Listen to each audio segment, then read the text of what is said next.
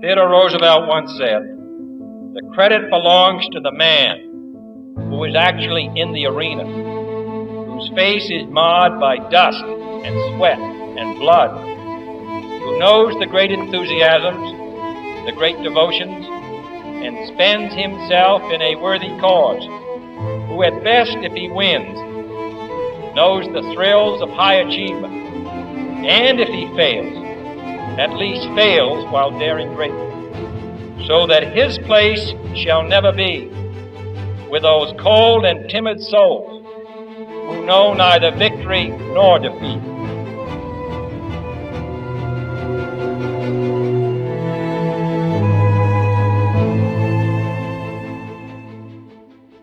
So, dude, we're live. I appreciate you doing this. Yeah, my pleasure. So, yeah, I think we'll start. I was at the gym, like I said, and your friend Lori told me about you. And I guess it took us like, 4 or 5 months to make this shit happen. Probably, yeah. Yeah. Like that. So I appreciate you making the time because I know it's like you were coaching, you got 4 kids. We're down the shore a lot. So I definitely appreciate it. But like we said, I know I still get like super nervous every time we start. So I'm trying to like level out. Like I said, the goal of the podcast was really for me to track my journey since rehab with my wife, my family. My sister was on before. I've never been able to stay sober in 15 years like this. I was never committed to the program, never got a sponsor that wasn't a friend, never like took commitments. And this just kind of adds another layer of accountability for me. Like you can't do a podcast like this and not be sober. Right. You know what I mean? And I was joking around with my wife when we started it, like the day before rehab podcast. We'll talk about that. Like, and it just kind of like grew into this thing. And like the day before rehab for me was terrible. Like I've shared it a million times. And for me to have people like you on that have had similar experiences, that's kind of like intriguing for me. It's different than a meeting because it's like we're just having a conversation about life. You know, you can't really open up all the time like at a meeting. I feel like for me, I always get in my head, like I can't really talk about how I'm struggling at work at a meeting sometimes. You know what I mean? But I could talk about it on a podcast like this. And so I just wanted to like, just really to see what it was like for you, your day before rehab. What was that experience like for you? Which rehab? Right. So I went to 3. So you're sober, what, 20 years? I'm coming up on 20 years, yeah. 20 years. So like talk about the beginning for me. So, you know, you spoke a little bit before we turned on the video here. You know, I like a lot of people, started drinking at 10 years old. I got, you know, started doing hard drugs, cocaine at 14. 14, yeah. It was pretty prevalent where I grew up. I mean, I grew up in lower Northeast Longcrest. Like every neighborhood, it has its good, it has its bad, right? And I just gravitated toward, you know, the road that I probably shouldn't have went down. I was always really attracted to, you know, older guys who were drinking, partying, selling drugs, and seemed like they have a lifestyle that seemed like the easier, softer way. So first time I got drunk was with a couple guys that were 10 years older than me. And they were like my neighborhood heroes. You know what I mean? My father was the alcoholic. Good dude. I love my dad. But, you know, he was battling his own battle. So obviously, as we know, you can't really be anything to anyone if you're fighting alcoholism. So my mom was trying to hold down a fort with 5 boys in a small row house. And, you know, it was kind of chaotic. And But you got 4 brothers? I got 4 brothers. One of them, you know, passed away from this disease in 2021. He battled for a lot of years, had some stretches of sobriety where he was, you know, the perfect example of what happens when you get sober. You clean up so fast. You'd have a beautiful girlfriend, a 6-figure sales job, like, and then, you know, the whole thing would come crashing down in like a week.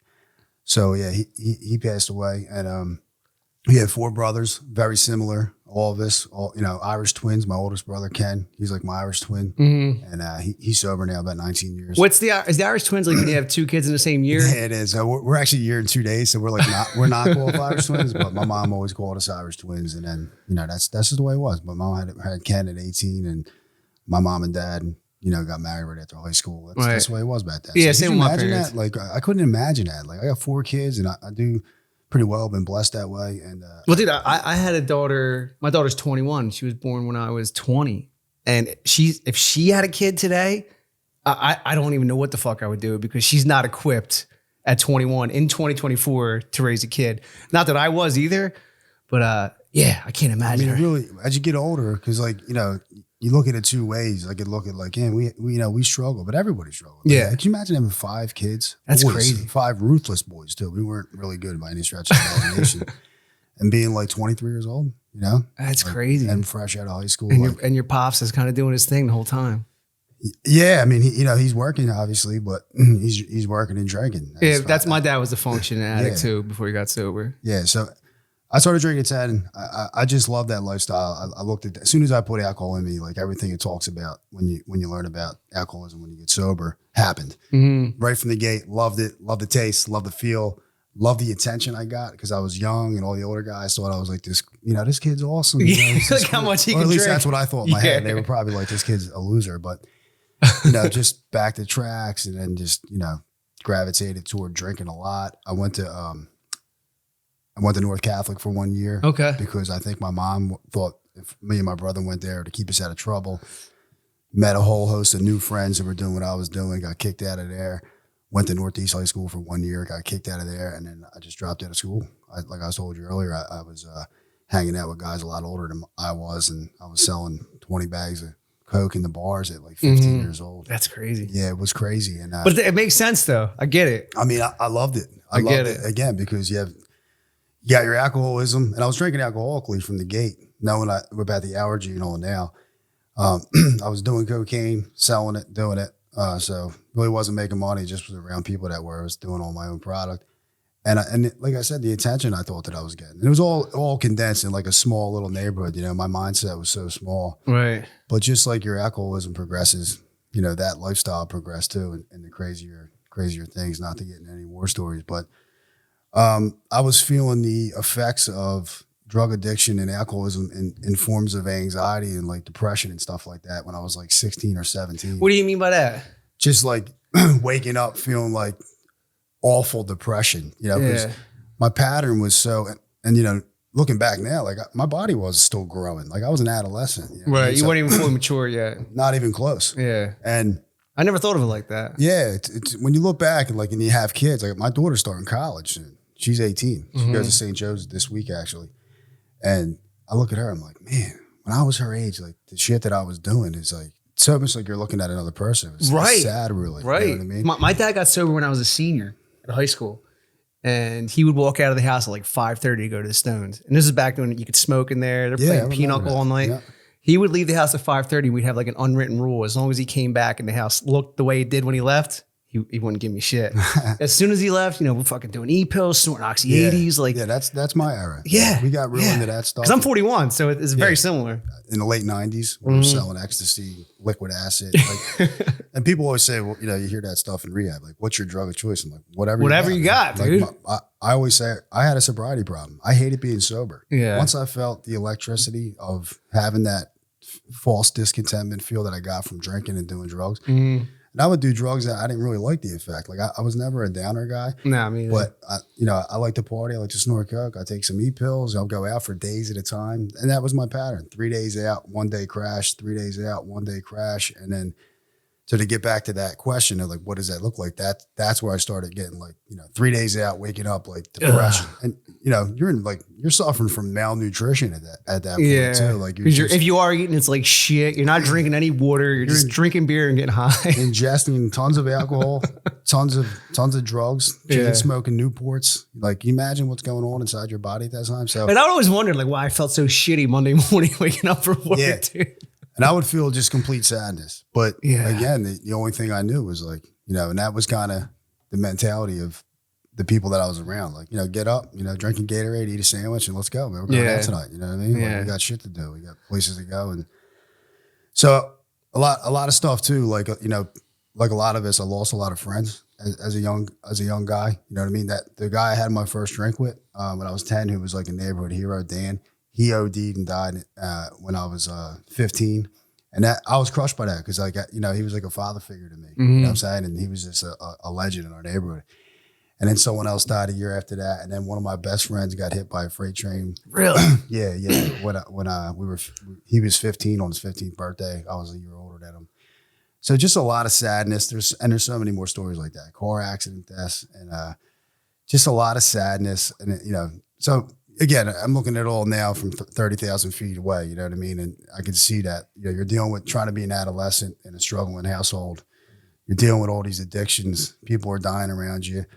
And not to sound like a victim or not, because like I said, there was probably good things going on in the neighborhood, but I don't know. You know what I mean? I saw it one way. Everyone I hung out with had the same life. Usually an alcoholic father who worked in some sort of union or some sort of trade. Stay-at-home mom, a lot of kids. Everyone in the neighborhood was Irish, Italian, or German at that point. It was starting to change a lot in the mid-'90s. And that's all I knew. You know what I mean? So I did what I knew. And there really wasn't anything to look at. Not that I was searching for that at that time to say like, yo, dude, you're going down the wrong path, man. You should come go here or try this. Do you ever find it weird growing up when you had friends or knew people that had like a normal family? Because I didn't have one either. Like, you know what? I always thought that was so weird. I thought people had normal families, but as I got older, I realized that no one really had a normal family. They just put on the act a little bit better. They just didn't get divorced. Yeah, we were very brash about our lifestyle. We didn't give a fuck, to be honest with you. We were like, yeah, this is who we are. And I had older guys tell me at like 15, 16, like, yo, dude, you're an alcoholic.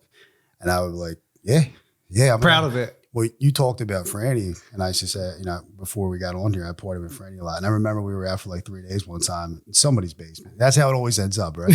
Yeah. Guy like, yeah, we're going to get all these girls and all. It's like that happens for like, early in the night. Like 3 days later, there's 10 dudes in somebody's basement with oily skin, like solving the world's problems. You know what I mean? Talking about everything you can talk about with it's insanity. But I remember Franny said to me, and Franny was a cool dude in the neighborhood, I looked up to him. He said, yo, dude, you can drink, man. He says, you're an alcoholic. Like, you're out drinking us. And I'm like, yeah. I thought that was so cool. Yeah, you're like proud of it. Yeah. Yeah, but and all the evidence of what the repercussions of that lifestyle were right in front of us. People were dying, people were going to jail, people, you know what I mean? Like, but as the alcoholic mind is, man, it ain't gonna happen to me.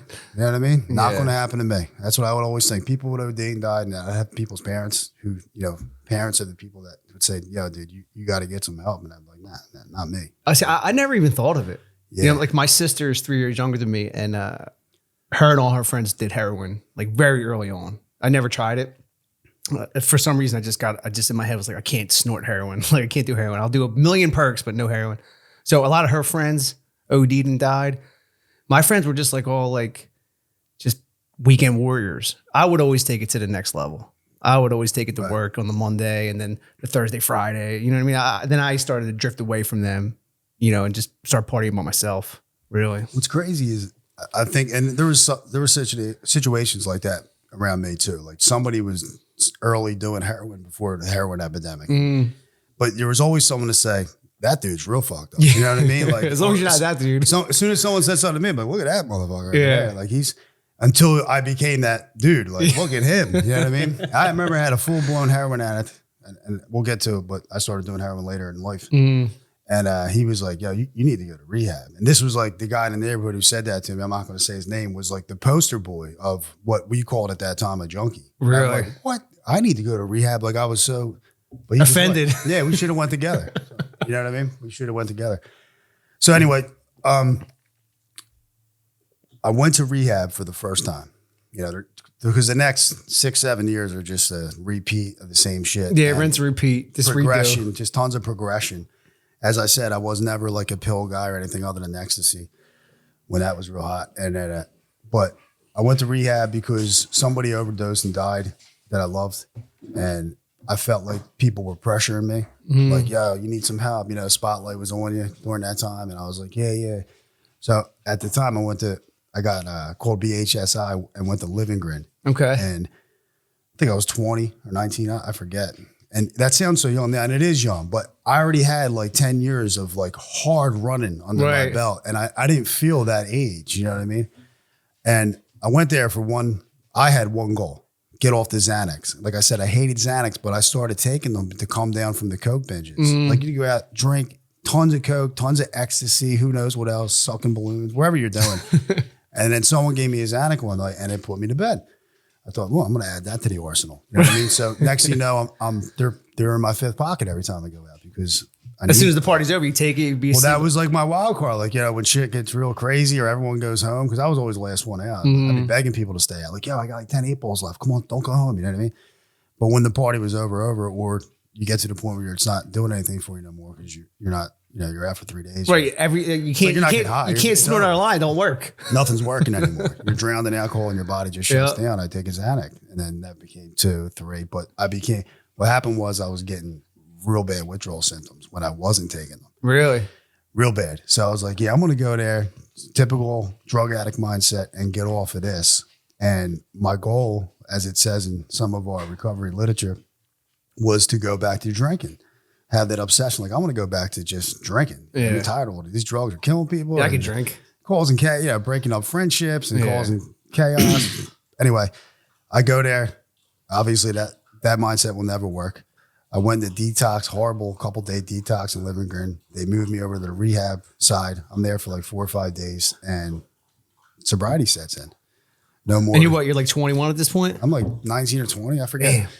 Sobriety sets in. That restlessness, discontentment, all that stuff comes back. The obsession hits me. I'm like, I got to get the fuck out of here.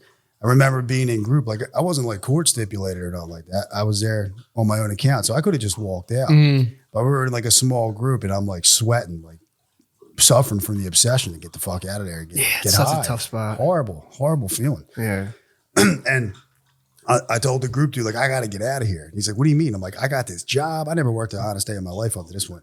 I'm like, I got this job I got to get to. He's like, where do you work? I'm like, I'm in the Teamsters. I'm in 107. You're just lying. Well, I know like the local union numbers because I grew up in a blue collar neighborhood.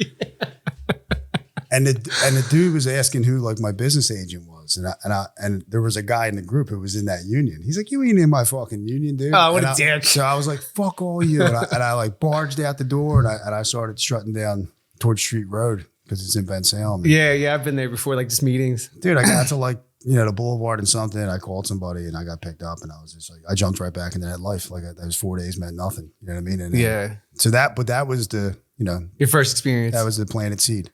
You know what I mean? Because so you did get something from that experience. I didn't get nothing from it. I mean, nothing bad. I was thinking like, all I did was divide myself. There was 100 people total in the place. When they had that big meeting at nighttime, I'd be like, I ain't like these fucking people. The shit that they were talking about, I wasn't there yet. Right. I'm shooting heroin under the L, and I'm like, I ain't like these people. Yeah, it's so easy for us to distance ourselves in that moment. Yeah. You're not realizing that is the potential outcome for us. Well, also, I'd never paid attention to my internal myself. All I saw, all I was around was external stuff. Like, as long as you had on like nice sneaks, polo shirt, nice watch, and you could dress up the outside, be in a nice car and go to like a club. I thought I was better than people unconsciously. Yeah, I get it. And I left there and I started. And I remember I went out that night and was partying. I don't even know why we called that. It definitely wasn't a party. And it's 3-day binge. And this guy says to me, same thing. I didn't have Xanax. He says, yo, take one of these. I was like, oh, I got a headache. And he gave me a Percocet. First time I ever took a Percocet. And people were already taking them, obviously, because we're talking like, late 90s now. They were starting to become popular. Yeah. And we had this doctor in our neighborhood who eventually went to jail, but he was giving them out like candy. And I took one of those, and I got sick. I didn't really like the feeling, but it took that edge off. Same thing. Just First, like I took Xanax. 2 Green Watsons. Yeah. First time, my girlfriend actually gave it to me, and I got sick. Wow, haven't heard that in 20 years. But yeah, it was a 543 Rocket. The euphoria set in. Then I got sick, and then I was like, "This is great." But it took that edge off that I hate it. Yep. I think the reason, we keep going because we're addicts, but I just keep drinking and snorting, because I can't. I'm so scared to get to that point where that crash comes. That awful feeling settles in. Right. If you can keep going up. So I took that, and that became part of my arsenal. And like it says, I got worse. 5 months later, I'm back in a Mercy detox. Okay. Same shit. And some of the guys we were talking about earlier that I grew up with, I'm not going to say their names on the podcast, but they were major drug dealers, and they were like, "Yo, dude, you need some help." Like like you're getting to the point where. So I went away to Mercy detox, and same thing on your own, just like made a decision. On my own, but not. Kind of pushed in the door a little bit. Same exact mindset. Yeah. I got to get off of this shit and just start drinking. Not drinking was never part of the equation. Never. That thought never entered my mind because I didn't know anybody at that point that didn't drink. Right. The goal was to go capture that feeling that I did as a 10-year-old, that warm feeling that I would never be able to recapture. Dude, somebody literally just said that at the meeting Friday night.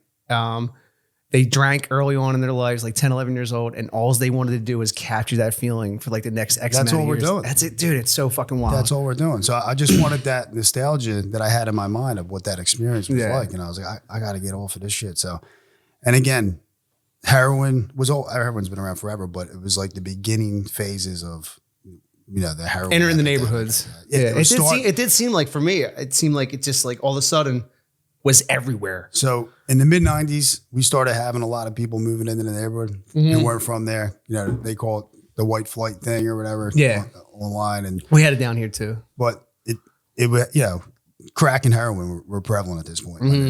I wasn't doing it yet, but so anyway, I went there. No intention of staying sober, petrified of sobriety. People like they were preaching that, like you can't do nothing. I'm like, oh my God, like that's impossible, right? Because of the restless and the irritability that I knew I felt when I wasn't doing nothing. I didn't want to feel like that. I didn't know that feeling would pass eventually. You know what I'm saying? It seems like it's like the fucking flu. You know, when you have the flu, you think it's never going to end. It's the worst. Like that restless, irritable discontent, like you think it's never going to end. Because I would just never give myself a chance to let it end. Well, that's why my heart always goes out to people in early recovery. And like when we were in early recovery coming in, guys would say, just keep coming back. This will pass. This too shall pass. And I'd be like, these motherfuckers, like that. I just felt so agitated. Like, you know why people relapse? Because they think, I can take X, Y, Z and this will go away in a split second. So, but I left there. I went to self-help. They sent me in a taxi to self-help for aftercare. I slept there one night. My roommate was like, I separated myself. I walk in, my roommate's like praying. He's a Muslim. I'm like, I ain't like this dude. I'm out of here. You know what I mean? And I just left. The same thing happened. I walked out. Guy was like yelling me across the field out front, like, yo, and I'm like, fuck you. And he's like, I don't care that you're leaving. I just want the key to your room. You know what I mean? Like, I was like, oh, okay. I just threw it in the field and left. And then, that night I was right back to square one. And long story short, because I could talk about this shit forever, I did that 2 more times. And then I went to Miramont. So I went to Miramont. That was a good place. Fast forward, right? I'm not selling drugs anymore. I've completely lost my street credibility. I'm fucking whacked out on heroin, smoking crack, robbing people. Like I'm out of my mind, literally, in 04. And I went to Miramont. So I couldn't get in nowhere because I never had health care because I never worked. I called BHSI back then. I still remember the number, 546. What is BHSI? I don't even know if it's still around. Behavioral Health Systems Incorporated. Oh, okay. Maybe. Okay. I could be butchering that up, but back then, you would just call and get funded, like some sort of county assistance. As long like as a scholarship, like they say? Yeah. So, but I would always leave right away. So they'd flag you in the system. Like this dude, we'd fund them 30 days. They're probably cutting a check for 30 days and you're bouncing in 2 or 3 days. So my buddy Mike, Big Red, at this time has 10 years of sobriety. I never knew he was sober. Only dude in my neighborhood sober. Definitely. You know what I mean? So he would come over to that house I told you I lived at earlier and be like, yo, dude, you're an alcoholic. Like when I was in my teens, and I'd be like, fuck you, dude. I didn't know he was sober though. And so I'm finding out he's sober. He was sober at that point? He was sober. Okay. Yeah. And I called him. I couldn't get in anywhere. And he called this dude he knew who worked at BHSI. This is December 1st of 04. And he says, yo, can you get this dude in? This guy's so crazy because my mom's side of the family's from Ireland. And this guy's from Ireland, Limerick, Ireland. He gets on the phone. He's got the Irish accent. And he's like, listen, I'm going to put my job out there for you. Promise me that you will stay, whatever we fund you for. And I'm in a desperate situation. For the first time, I'm beating to my knees, like it says, but I still wasn't totally ready to stay sober. Right. Like I still had not that. Convinced. I just, I was 128 pounds. Jesus Christ. When I walked in the mirror and you see this scar, I had a scar above my head. It was from a scope of a shotgun. I had stitches when I walked in there. I don't even remember how I got it, but I do remember vaguely shooting a shotgun, not at somebody, I hope anyway. And then I was squirting blood everywhere. I was in the hospital. And they were telling me in the hospital, like, yo, dude, you look like you need some help or something. Like, are you okay? And I was like, fuck you, get me out of here. Anyway, I walked into Miramont, 128 pounds, as tall as I am now, 6 foot flat. And they took that picture. I can't find that picture. I wish I had it. And I remember it myself. My face is caved in. My ribs are caved in. I'm on a crack and heroin diet. You know what I mean? Really? Yeah, for a while. And I got in there. I was, a little bit better than I've been. Totally terrible detox, sniffing the trazodones they're giving you to go to sleep. But in my head, I'm doing better. You know what I mean? But again, I wasn't ready. I didn't have that complete gift of surrender yet. Yeah. And a gift of desperation, they say. Yeah. At 14 days sober in there, I was so restless, irritable, discontent. It was unbelievable. And I was trying to do the same shit to my counselor because I knew I wanted to get out of there because I didn't want that guy to lose his job. And I had a contingency. My mom stepped in. It was like, look, I was running the streets for years. She's like, if you stay here 30 days, I'll want to let you move back in and start a new life. So I wanted to, I burned a lot of bridges during those few years. So I was like, all right, that sounds good.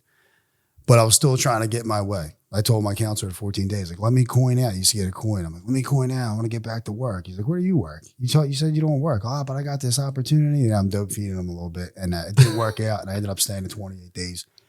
The last week I was in there, the community of 106 inpatient people. This is Miramont, right? This is Miramont. Yep. Elected me to run the meeting. So I was like the president of the meeting. I was vice president. All right. Oh, I was president. Anyway, but that was, you asked earlier in the conversation, that was my first taste of some sort of spiritual fulfillment in recovery. Being up there, the first night I did it, they had brought an outside speaker. I was just chairing a meeting. And I was like, man, I felt the power of the rooms right there. You know what I mean? I couldn't deny that.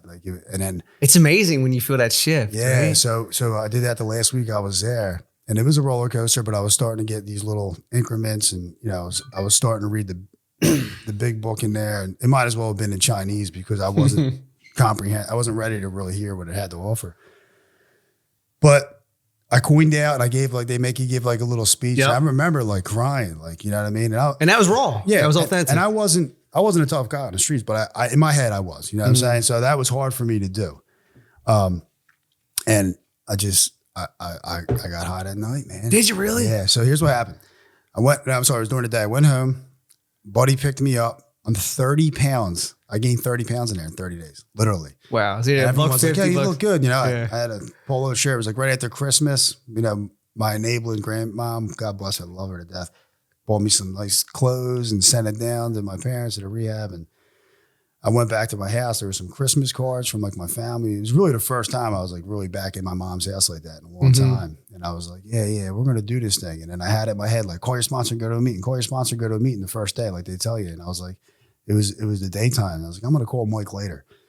I went up to Rising Sun Avenue to the bank to cash this check that I had. And I'll never forget it. This is like the perfect description of the obsession, right? I come out of the bank. I look at this bar right across the street because back then there was bars everywhere. Yeah, like a lot of neighborhoods, corner bars everywhere. Frankfurt Avenue used to be the spot. Just bars everywhere.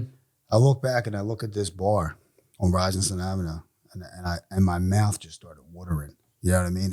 And my heart, I started having heart palpitations, and my palms got sweaty, and I didn't have a defense at that point. You know what I mean? And I was like, you know what? I'm gonna go in there and grab a 40, and I'm gonna grab a 40, and then I'm gonna go home and call Mike and go to the meeting. One more. You know what I mean? Fucking insane. Total insanity. Yeah. Like a complete 360 from the week I just had, my last week in there. And I got that 40. Never forget it. 40 Old English. Drank the whole thing in like 2 sips.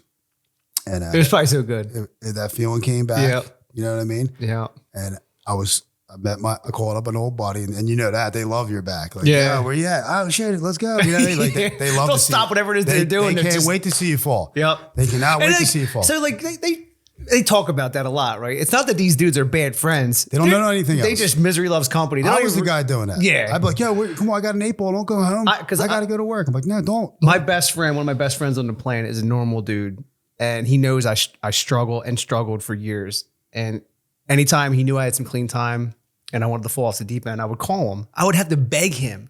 Like, bro, I'm good. We're just going to go out one night. And then that lasts 6 months for me. So my wife has a hard time dealing with this guy. It was never his fault. I would beg the dude to fucking hang out with me so we can party like we used to, thinking that I could. You know how it goes. Yeah. Now they say misery loves company. I love it. Misery loves misery. Yeah. And he was excited. We went out and then we got some crack, and I'm back to square one. You know what I mean? And here was the lightning bolt moment I had though. Geographically, he and I were drinking more malt liquor, smoking crack, back to tracks. I'm 22 at this point.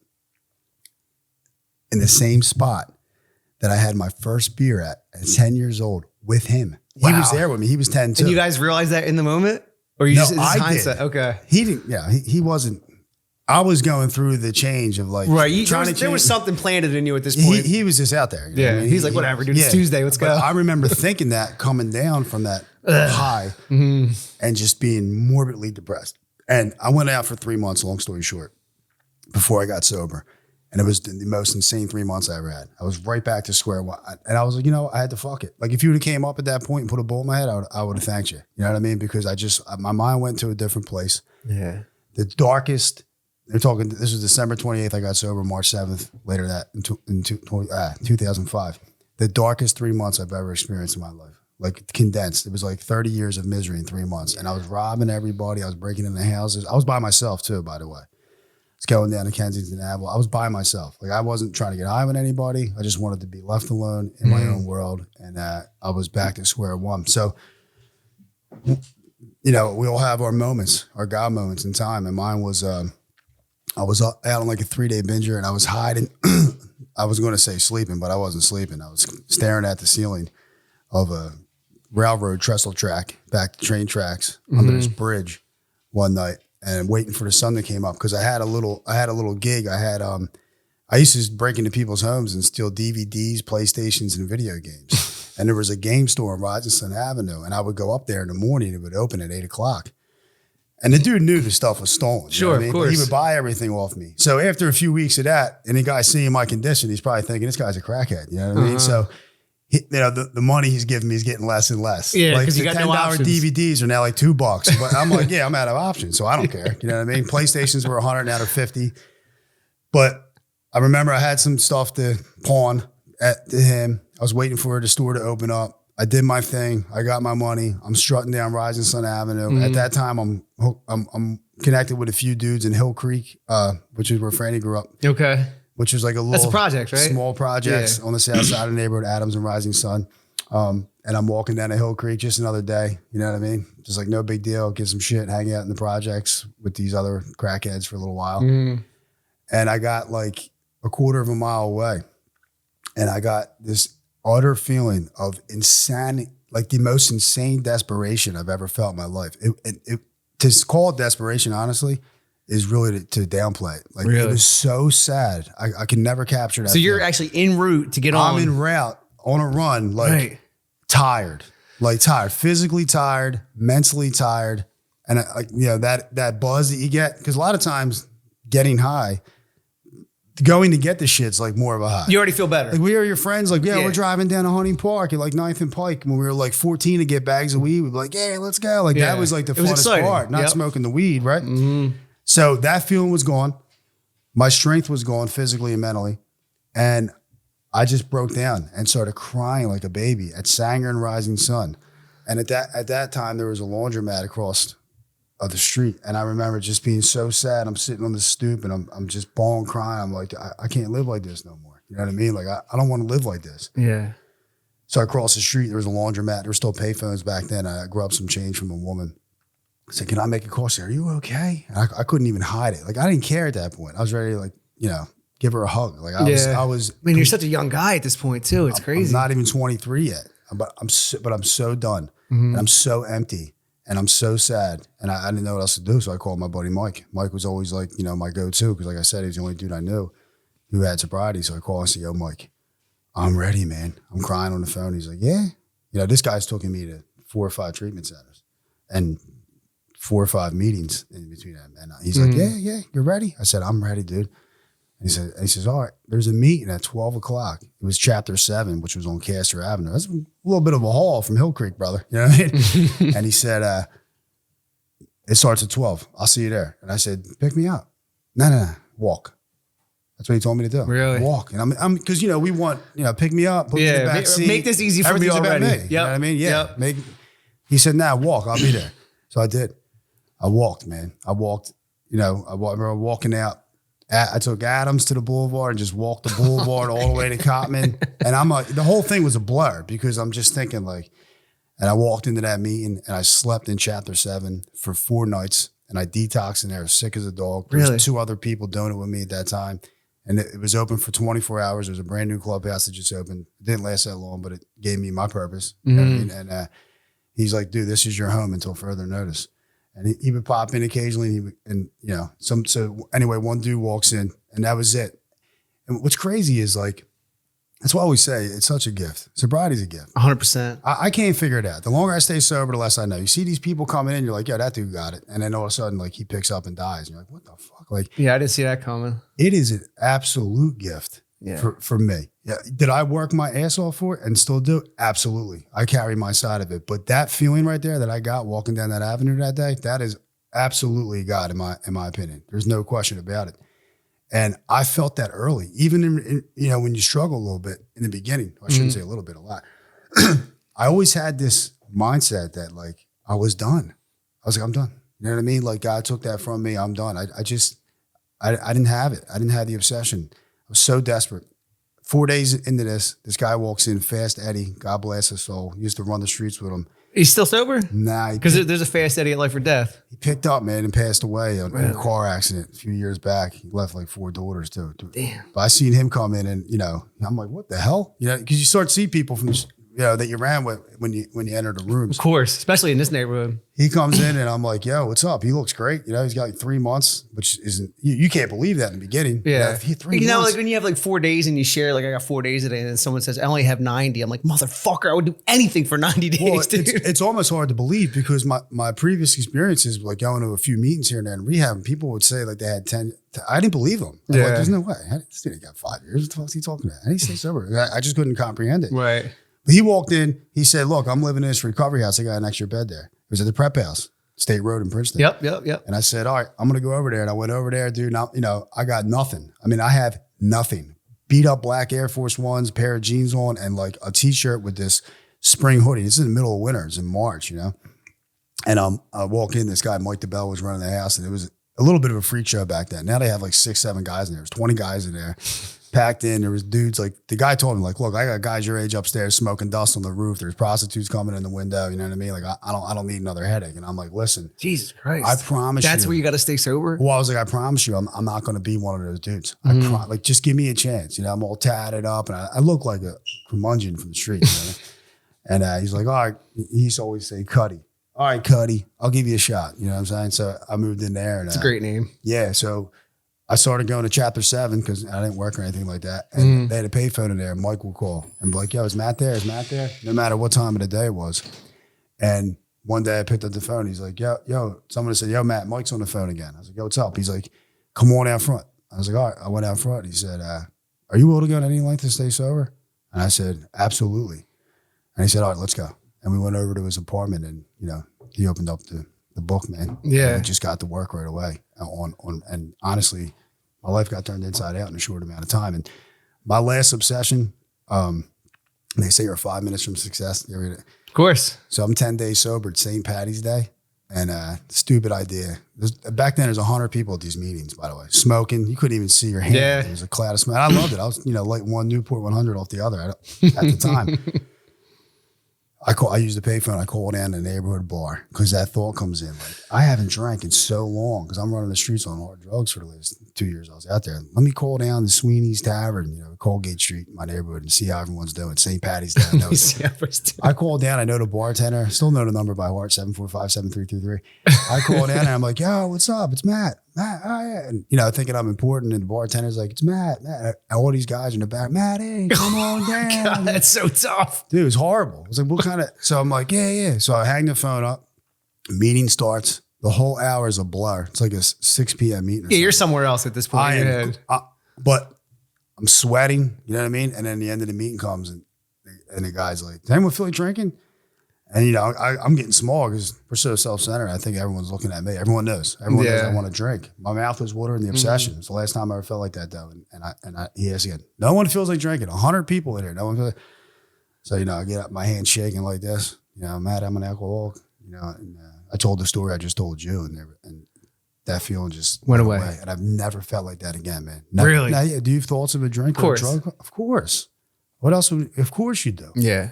And they're always subtle. Once in a blue, though, but they have no power anymore. You know what I mean? Not to say that in a cocky way. That was the last time that I felt that close, to picking up ever again. And all it really made me do, because I understood the power of that, is I doubled down on the work I was doing in recovery. You know what I mean? And I started doing the step work with Mike and started helping others. And I lived at that house for a year, and that was the best experience of my life, hands down. And it's funny because like now you look back and you have all those things in life that you want to get when you get sober. You know what I'm saying? Because we're always chasing things. You know that's my biggest problem. It's crazy. It's like now I know I'm mature enough and sober long enough to know that nothing gives you that fulfillment. You know what I mean? But still part of my DNA is as an addict is to think that like that's going to make me feel better. That car is going to make me feel better. That house is going to make me feel better. Yeah.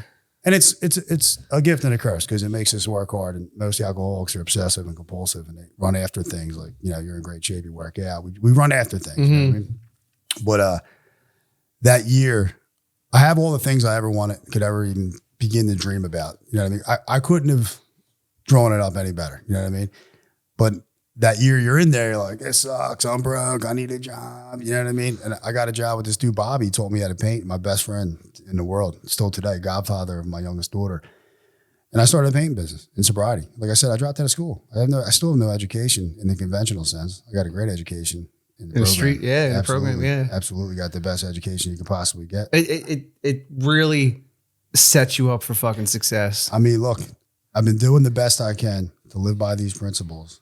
And like it says, it's manifested itself into my business, into my personal life, in my relationships. And it's given me, I hate to sound like a cliche, but it's given me a life beyond anything I could ever imagined. Yeah. But that year that I was complaining all the time, I need this, I look back now, what a fucking great year, man. You know what I mean? It's like there's, you know, most of those people, just like in recovery, have went on and didn't stay sober. You know what I'm saying? And it has nothing to do with any program that you're in. It's just the nature of the disease. Well, shit. I mean, we were on like a group text with like 10 of us from rehab, and there's only me and another guy. That's it right now. And that's why I said like that's been the number one thing for me over almost 20 years now is I never lost sight of how unique and how special it was to get sober at the age. Not to get sober in general, but at the age that I got sober. That's like, to me, that's amazing. I felt exactly how you felt at 21, 22, 23, like many times. Like, but getting sober at that age was just not on the radar. It's unbelievable. Like I still, honestly, and to me, that's gratitude. I can't believe it. I still can't believe that. You know, as much as my sobriety has outlived my addiction, but those years were so powerful and like embedded into my brain and the culture that I was in. I can't believe I got out of it. You know what I mean? I'm so fucking grateful every day. I am. I really am. And everything else is icing on the cake. So how's it like with your wife? You met your wife in sobriety? I met my wife. I was 3.5 years sober. Because I'm only asking for myself because like, you know. So it's funny because I reunited with, you know, my high school sweetheart, my childhood girlfriend, who's a great person. A friend. I consider her a friend today. And then we had my oldest daughter who's starting St. Joe's this week. She was born when I had a year and a couple of days. And I remember sharing that shit at the meeting. Like the men's be like, "Hey, I'm having a kid." I was 4 months sober, 5 months sober, and I found out everyone's like, "This dude's out." Here's another one of those stories, you know. But again, it won't keep you sober, but it gave me purpose. Like, yo, I'm not letting my kid grow up in the environment that I put myself in. I grew up in, right? So it gave me a drive, you know, to want to be successful in life. And we parted ways when I think I was 2.5 years sober. Pretty cordial, mutual, cordial. You know, like, you know, tried the best to implement the program. Yeah, just an awareness on both of our parts that, like, yeah, this is not working. Yeah, it ain't working. And instead of being a fucking scumbag about it, you did it the right way. That. Yeah. And it was wish you luck. Still do. But, you know, it's all love. You know what I mean? And then I was single for a year. And I remember, like, he's like, I'm going to stay single for a year. I'm young. I'm going to, you know, work, and take guys through the steps. And that's what I did. Just work on you. It's a fucking great year. It's another great year. And then I met my wife at a house down the shore on the 4th of July. I was like I used to bring my daughter down the shore like every weekend that summer. We would just get like a random hotel in like Wildwood or something, like the Lollipop or some shit. The Lollipop. And it was, you know, she was a little girl. It was a great time. And then I went to a party that my buddy was having on like the 4th of July. And my wife, Jackie, was there. She was friends with my buddy's wife and she'll laugh when she sees it, but he couldn't pick two different people. Really? Like, yeah, I'm like super high strung, type A, controlling, annoying. Like she's like super laid back, chill as can be. Yep. She's 5 years younger than me. That's same one. Almost to the day. Her birthday is the day before mine. And I was like, yeah, somehow we connected after that. And I said, yeah, you know, we went on a date to a Phillies game, had, really no intention of anything. Just like, yeah, just go on a date. See what happens. Yeah. And then like, you know, we moved in together like a year later. Like we fell in love, man. Yeah. Yeah. And listen, every relationships are tough for alcoholics and drug addicts. Yeah. You know what I mean? Because we're problematic people. It's like almost like, you know, I love where it says we set the ball rolling. You know what I mean? I do something, I make a decision based on something that unconsciously I think is going to serve me, and it creates chaos. Yep. That's been we got a great marriage, honestly. And we've worked through a lot of, we worked through things. And that's what sobriety gives you. It doesn't make life, it does make life easier in a sense, but it's certainly more manageable. It gives you an opportunity to work through anything. You know what I mean? Like anything. And I've had hardships in sobriety. You know what I mean? I've carried a bunch of caskets in early sobriety, sober. You know what I'm saying? I carried my brother's casket recently. And when he passed away in a recovery house, I got that phone call because I was usually his first phone call. And my buddy John, who was running the house, said, man, he was MIA for a couple of days. He spent the summer with us in Brigantine at my shore house a couple times. And he was looking good and all. And, I was always, I was always a little skeptical because I felt like there was like a lot of us, there's a piece of him that you just couldn't reach. You know what I'm saying? He's such a great soul, but there was a piece that was always hiding something. He didn't have that. Like a lot of us lacked the ability to just let it all out so we could get better. We're hiding something, So he was MIA for like a month, and then John called me and said, hey, man, I don't even know how else to say it, man. I found your brother here. He's gone. And I said, but obviously it was a sad day. But the positive recovery takeaway in that was myself and my brother Ken, who's sober a year behind me. Looking back, we were pillars for the family. You know of course. What I mean? We were able to pay for the funeral and just like be pillars for, he had nieces and nephews. My brother's got 5 kids. I got 4 kids who they loved their Uncle Pat. You know what I'm saying? So, it's given me so many tools to handle anything. I really feel like that. I get up every day. I'm an early riser, and I just like, bring it on. You know what I mean? Bring it on, because no matter what, I'm staying sober. And I realized that after almost 2 decades, when I stay sober, things seem to work out better than I could have ever imagined. Yeah, that's where my head's at. It's like, I'm super hard on myself. 9 months, 3 weeks. So great, dude. It's fucking awesome. Listen, I don't say it like as this is. It's great. I'm realizing that more and more, especially right now. I don't think I could get sober in this era with the mindset. I don't know, because that's God's job, not mine. But like, there's a lot of things right now. Like you talked about that stuff you were doing before we hopped on this video. And I'm like, I just heard about that. What's it called? Kratom. Like, I'm just hearing about this stuff. There's shit out there right now. Everything's got fentanyl in it. You know what I mean? I don't really see tons of people coming in like fully sober, but I mean like nothing. To me, sobriety is zero. Is zero. Absolute. And I'm not judging anybody. Nah, but I get it. It's absolute. When I got sober, they were giving out Suboxone and rehab for a few days though. Yeah. It was like a couple days. I went in rehab. There was no maintenance programs. Right. It was like, here, take this for a few days to wean off the symptoms so you can get sober. And again, I'm not knocking anyone that's on that stuff. If you're using that as a bridge to recovery, my hat's off to you. You know what I'm saying? I just haven't seen a lot of successes in that world, where people that, weed's legal in Jersey, where I live now in Jersey.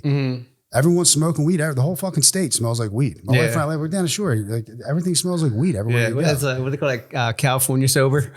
I mean, look, I don't want to sound like too strict. That type of information is killing motherfuckers though. Honestly, it is. I can't even believe they can sell that shit. If you're a real drug addict, in my opinion, from my experience, and I could be wrong, like I said, the longer I stay sober, the less I know.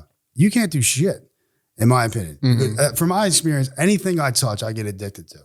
If something enters my system, my body's adjusting accordingly. I truly believe that because of my experience. And if other people have other experiences, I respect that. I won't say I'm right, you're wrong. But, I've had 2 surgeries in sobriety. I've had a bad back from working out, playing basketball. Because, you get sober, I started playing all these men's basketball leagues. I'm working out because I want to make up for lost time that I lost in my childhood. But I've had some surgeries, and I never took nothing. You know what I mean? I told the doc from day one, like, I'm not putting that shit in my system. They do push it heavy on you. Oh, like, yeah, I got my biceps. Just take it for a couple of days. Yeah. Like, I've never, a couple of days at a time. You know what I mean? Like what? So, you know, I just took Tylenol, not to sound like a martyr. I'm better than anyone because, there might be people who are in recovery and they're able to do that. I don't know. I just don't fuck with that shit. I'm weak. I know it'll be a problem. 0.0000001 of a chance that's going to make me pick up, I'm out. You know what I mean? I'm just out. That's just because I'm petrified to go back to that life. And I got a lot to lose these days. You know, it's been a lot of building period. And for almost 2 decades, I'm not willing to take that risk. Yeah. I don't want nothing. No. If there's anything that I would take that would change my state of mind, then it's a problem. I go off the deep end as soon as I lose that sober mind. It's the pain, guilt, remorse would just be too much to handle. I don't know if I'd be able to take it, honestly. Yeah. And you see a lot of that. People long-term sobriety end up committing suicide and all that, and that's so fucking sad, obviously. But I can almost see why. Remember, do you get those feelings back after feeling what you're feeling now? What you're feeling now, what I'm feeling right now? Like, I mean, gives you a zest for life, man. It's like you love life. I love life. Absolutely. I hated life at the end. I didn't want to live. And now I love life. I love the mundane things of life, having a purpose every day. Yeah. Think about the purpose you have. I do the same shit. Don't downplay every single your time. day. No, I didn't mean it that way. It's like sometimes, I guess if I'm being honest, like the wife that my wife and I have created for ourselves, I still was able to progress, even though I was a raging addict and alcoholic. We still kept moving forward, but it was all fake. It's all fraudulent. There's no real connection to anything. And when I went to treatment this time, you know, we had she wrote a letter to the counselor to read to me. And you don't realize how big of a piece of shit you are until you read that letter, like 12 days sober.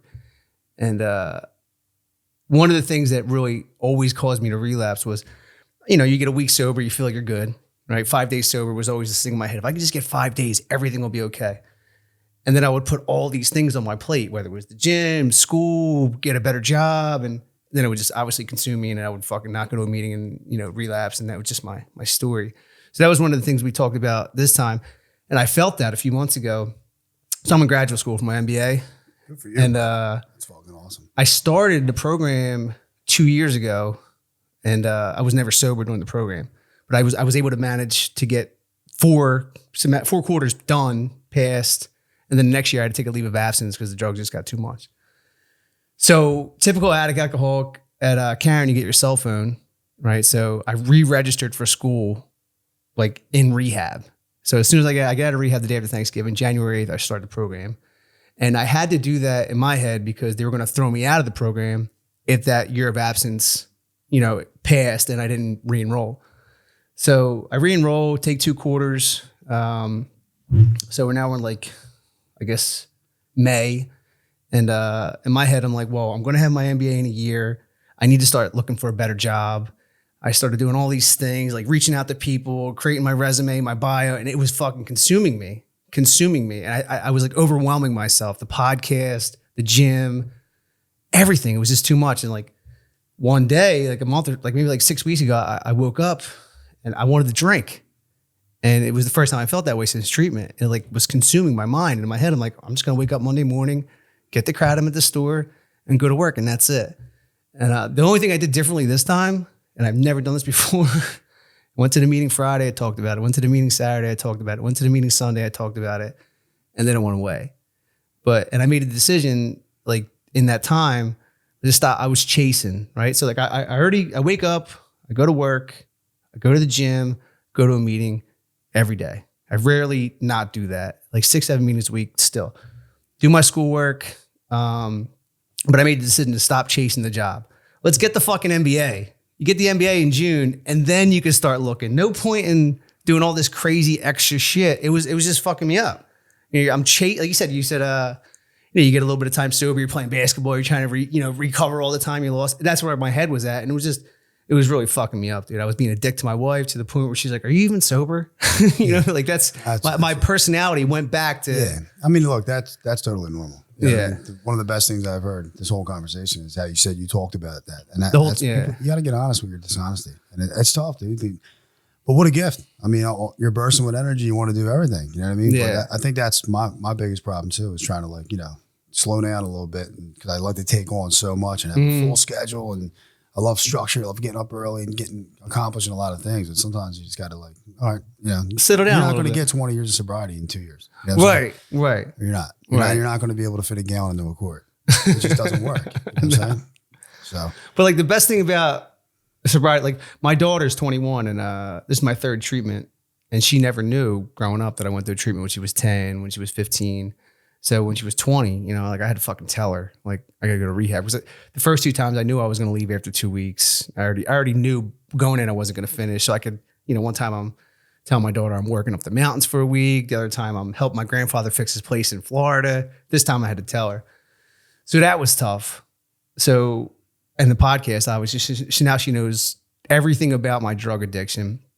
And the tough part with that is anytime I was a dick, or, a mean dad, or, a bad dad, she now knows and can equate that to drugs and alcohol. You can be a dick sober though. Oh, absolutely. So it's funny you say that. So we just had a conversation the other day, and she's like, where she was talking about how she gets angry, she gets road rage. And she's like, yeah, well, you don't know anything about that anymore because you're sober. But she was being serious. Like, very rarely do I get mad, because like anytime I would get mad before is either because I was trying to stop drinking or I was drinking, you know what I mean? And just blow the fuck up. So like, the rewards of sobriety have been like amazing for my family up to this point. It's interesting what you said earlier about like with a call that she received from somebody that we love. You know what I mean? Someone that we dearly love, young guy, younger 20s, and he stayed sober for 30 days because he didn't like what was happening with him. You know what I mean? Mm-hmm. He, just like me, he drinks and then he does another substance that he doesn't want to do. Right. And now he's realizing he can't drink without it. And he just wants to drink again, which, and the suggestion was made to call me. And he's like, I'm not ready to call him yet, because that's the serious call. The truth. And, and it's pretty well known that, I don't hold any punches. So my wife asked me, what do you think? And I said, I think he's an alcoholic. You know what I mean? And I think he's a drug addict. And if he calls me, all I can really tell him at this point, because you know what it takes to be ready, is like, look, I feel obligated to tell him the truth. It ain't going to get any better. Mm-mm. It'll never get better. You can say sober 30 days. You can say sober, I don't know how he did it for 30 days, but he did it. And then he went on an explosion, which is what we do. 60 days, year. If for some reason you're able to do it, there's no duration of time that's going to change your situation. No. You're going to be right back where you started, probably worse off. Yeah, that's the craziest part about it all. The fact that you pick up beyond where you left off. Worse. Like the tolerance, the need, the obsession was considerably worse as soon as I picked up. It's amazing that that's such a common factor in people's thinking, mine and everyone else I know. I'm going to take a little break, or I'm going to do a dry November, dry January. Like, if you got to try to control something, it's out of control. You know what I'm saying? So if you're sitting there looking at the clock, like waiting for your dry November, you probably got an issue. You know what I mean? There's probably an issue there, because I don't think about that with water. Right. I'm going to try not to drink water this month. You know what I mean? I love water. That's all I drink. But if I didn't want to drink water, I just wouldn't fucking drink it. Right. Drink something else. So, but it's that mindset. And I love this dude. I hope that on his journey to eventually, hopefully, obviously get sober and realize that, that chemicals ain't playing a part in his life.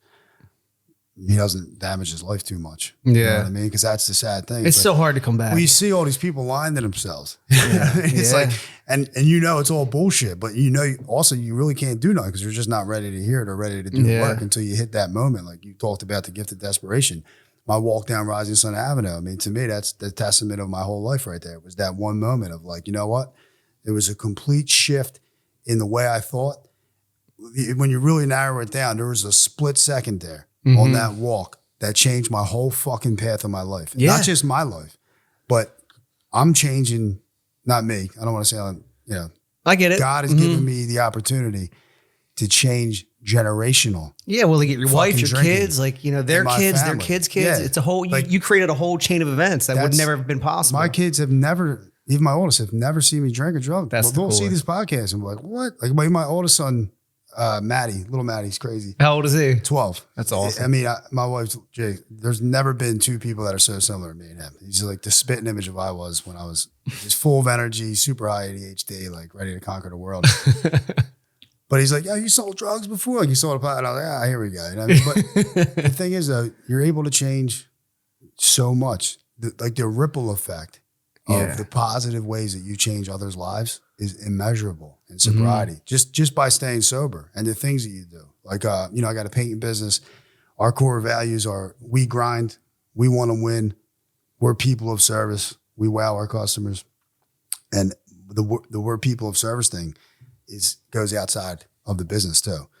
A lot of us are coaches or volunteers. Me and another guy and a woman just took over the basketball program in my township. I coach a lot of basketball, baseball, soccer. That's awesome. Coached every sport, flag football. Like, we get involved, we become pillars in our communities. You know what I'm saying? And I take that shit serious. You know what I mean? Like, I have a lot of fun in sobriety, but like, for me to drink is a fucking tragedy.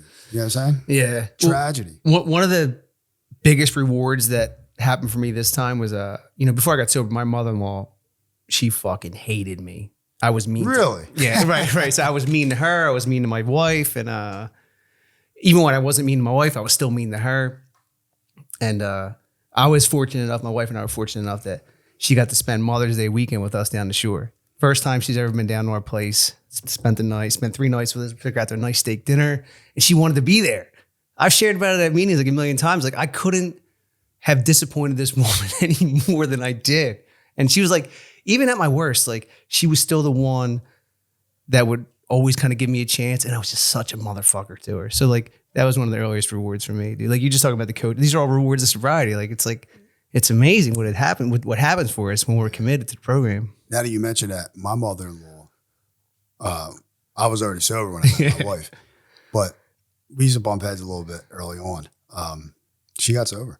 Really? Yeah. She's sober, and she'll see this, and I'm proud of her. She's got double-digit years now. That's awesome. And, but, it's a little bit of a curse because you know a lot about alcoholism. And like, after like 2 or 3 times visiting my wife's mom's house early in our dating era, I was like, your mom's an alcoholic. Something fishy's going on here. Yeah. I mean, great person, but you see the physical allergy, what happens when they drink. They drank. Hey, hon, we got to leave now. No, we'll give her one more drink. You know what I mean? Like, I'm like, yeah, she's an alcoholic. And I see the Dr. Jekyll, Mr. Hydeness in it. And it just shifts.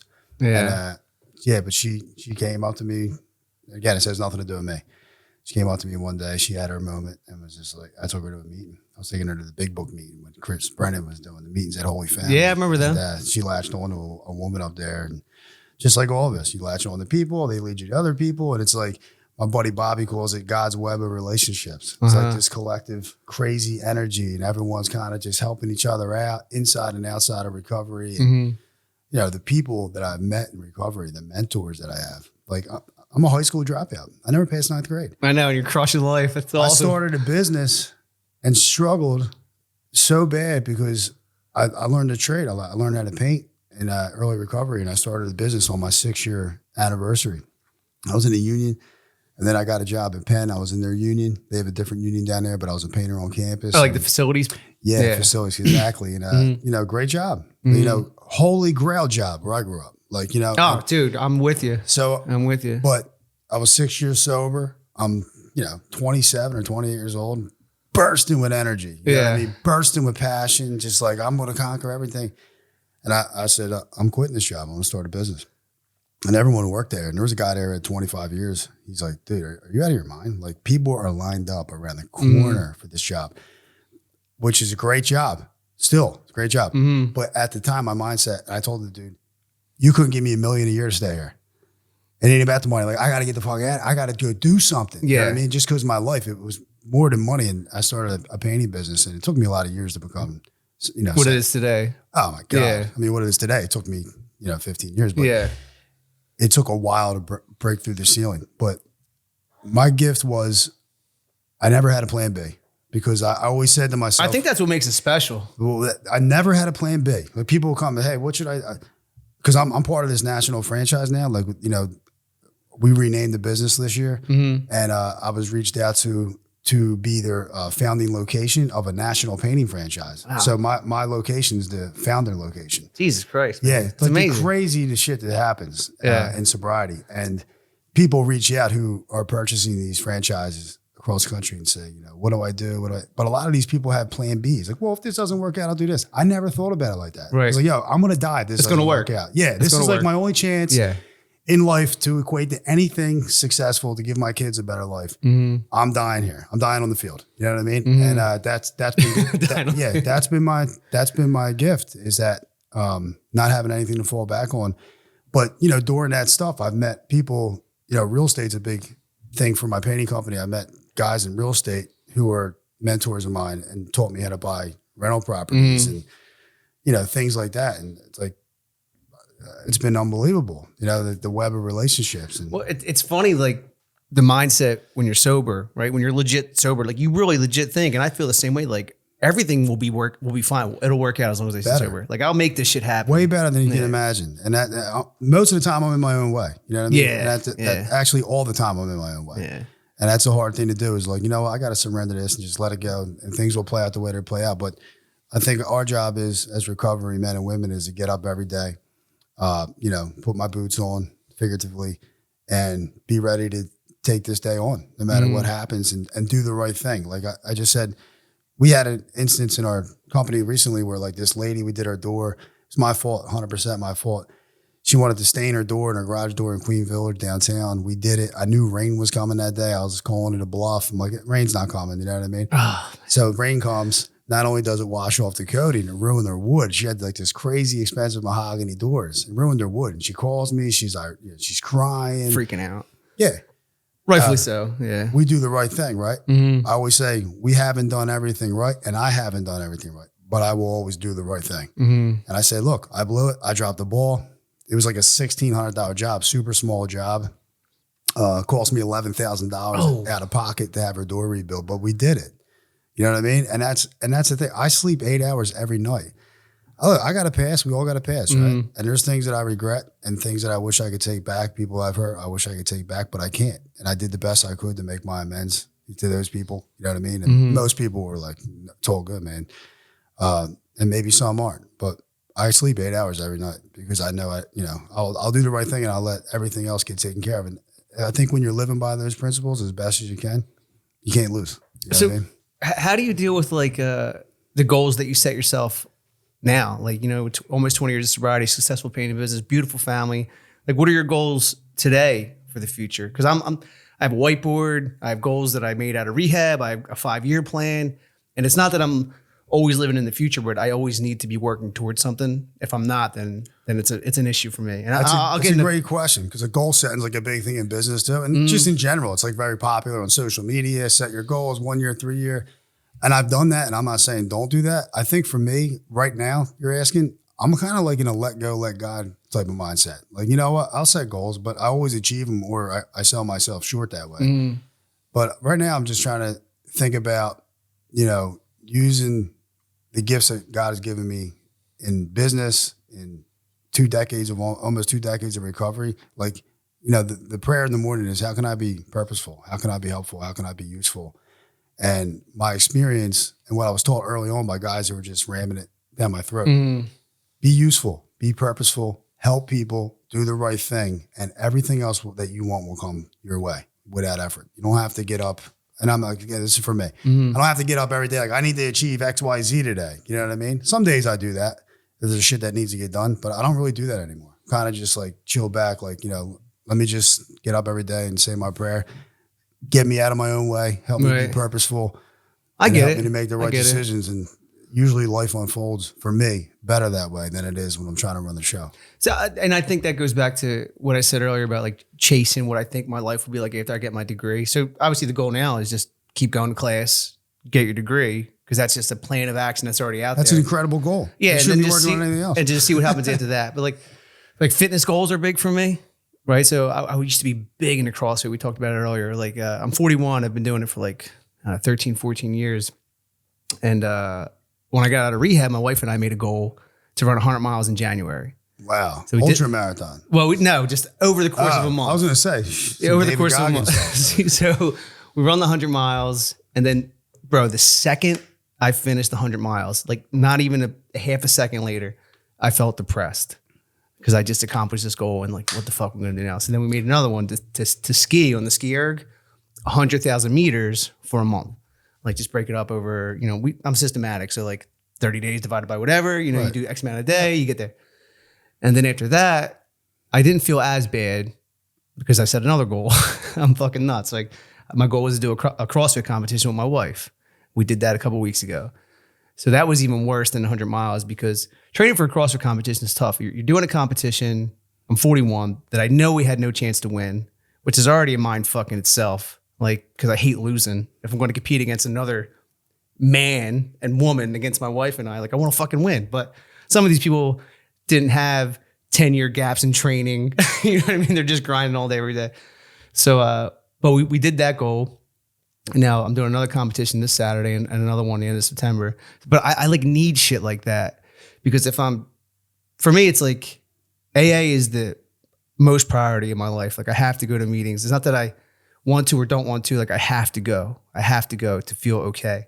But the gym's right there. It's a close second. Like if I don't go, it's an issue. Right. And like even like my wife a couple weeks ago, she asked me twice since I got out of treatment if I was still sober because I was being a motherfucker. And I'm like, you'll know because I'll stop going to the gym. That's true. A lot of people like that. I've been like that. I've done something on some level the whole 20 years I've been sober. My garage is the gym. I've been in and out of plenty of gyms, played a lot of sports. Yeah.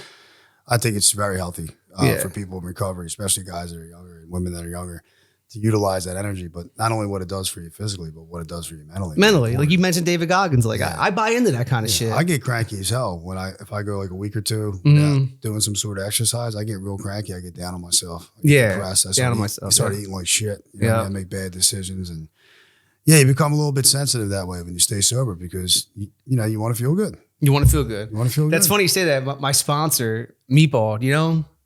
I know like 10 different dudes with the nickname Meatball. Little Italian guy. Actually, I think he's Jewish. Got glasses. His wife's in the program. One of the first tough days I had, not wanting to drink, but just a tough day, I talked to him and I'm like, it's hard to even tell another dude, like, yo, I'm sad today. And I don't know why. He was like, your fucking problem is you think you're supposed to feel good all the time. That's not reality, bro. Absolutely and I'm like, not. oh, okay. Yeah. So it made sense because like, you're so used to being all, like you get out of rehab, you're excited, you're doing things. And like a month after I started to feel like what he calls is I was feeling like an actual human, and that's hard for me to deal with, feelings and emotions. Yeah. It's a roller coaster, especially early on. I think, I deal with the same stuff. I just think you learn how to deal with it better. And that's what my therapist says. He calls it money in the bank. You feel these things, good, bad, or whatever, and you get through it and you don't drink, and that's money in the bank. Like you know how to get through that thing now if it happens again because you've just gotten through it.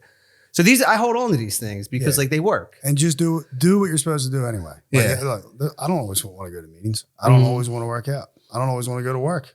I don't always want to coach. I just do it anyway. You know what I mean? Like you're not. Sometimes it gives me fulfillment, makes me feel good.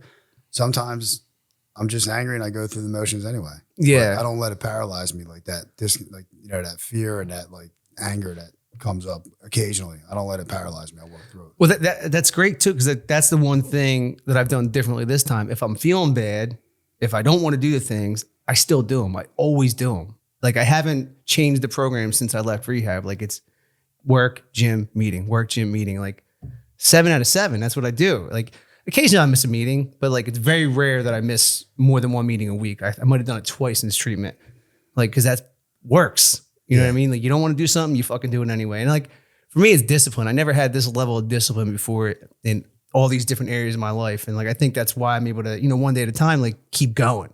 Yeah. Plus, I don't want to fucking start over again, dude. I don't think I have a start over. I mean, I like things very blunt, black and white. I've always liked to like read all the stuff I've been attracted to. Books, things like that have been like clear cut, right between the eyes type of stuff. And I always say, look, if you don't do those things, you're going to die. That's how I look at it. You know what I mean? Like if you're not making meetings, my biggest thing obviously is that living by the principles, making the meetings, but talking to other guys. I'm on the phone all day in my car on Bluetooth. Like I have hour conversations with like three guys every day for 20 years. That's awesome. Guys, and that's where you talk about things like you said earlier that you wouldn't necessarily talk about at a meeting or stuff, like, and then just getting their perspective on things from a 30,000 feet above view, not because they're not in your feelings. You know what I mean? Right. That's been the most powerful thing, like the Weber relationship thing. But yeah, I remember going to this big world meeting early on. This guy would say, "Dude, you might as well try to do the program because you're going to die anyway." You're definitely going to die. If you're an alcoholic or a drug addict, you are going to die an alcoholic, drug addict death at some point in time. Yeah. And that's It's a black and fact. white. It's a fact. And the longer you're around, the longer. So why not just dive in? You know? But again, like we said earlier, I don't know. I've seen people. I don't know. It's definitely part gift. You know what I mean? Like I was a death of a thousand cuts type of guy. Yeah. Like I would just lose little pieces of my soul. We all are. Daily, weekly, monthly until like this last time. Yeah. You know what I mean? And it takes time to regain all that stuff. Yeah. Everybody wants everything back right away. It took a lot of time. How do you deal with like people thinking you're a good person or like even complimenting you?